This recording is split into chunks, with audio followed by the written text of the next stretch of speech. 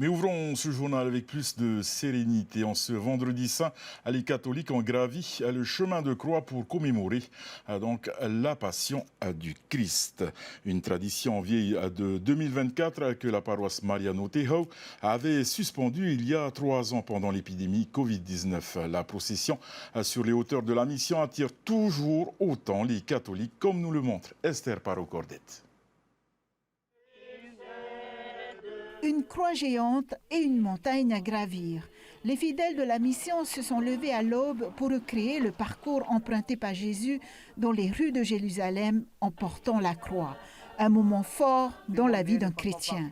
Tous ces dons nous avons besoin. Quand il y a eu le Covid, on n'a pas pu le faire, mais là on remet, c'est avec joie qu'on partage avec tous nos frères et sœurs ce chemin de croix. C'est tous utile pour tout le monde de faire ce chemin de croix, à apporter notre foi à Dieu et de se retrouver en soi surtout.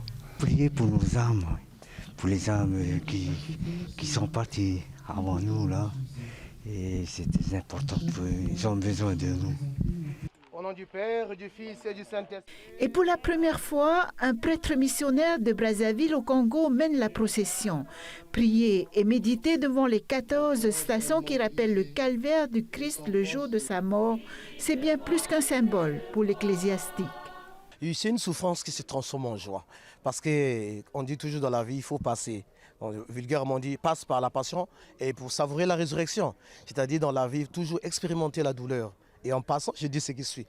Seule la personne qui a expérimenté la douleur peut bien parler de la douleur. Au pied de la croix jubilaire, une souffrance alerte les catholiques, le suicide des jeunes.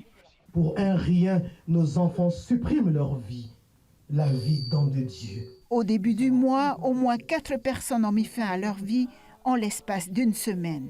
Ça m'interpelle beaucoup, un signal d'alerte qui nous est envoyé. Mais maintenant, comme on le fait, il faut juste qu'on se voit avec tous les acteurs ici, même avec l'Église, avec les responsables de groupes de jeunes, essayer de chercher quelque chose qui puisse aider nos jeunes. Pas que la prière, il y a aussi des actions à mener.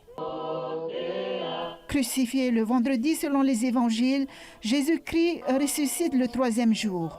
Un symbole d'espoir pour les morts célébré par les chrétiens le dimanche de Pâques.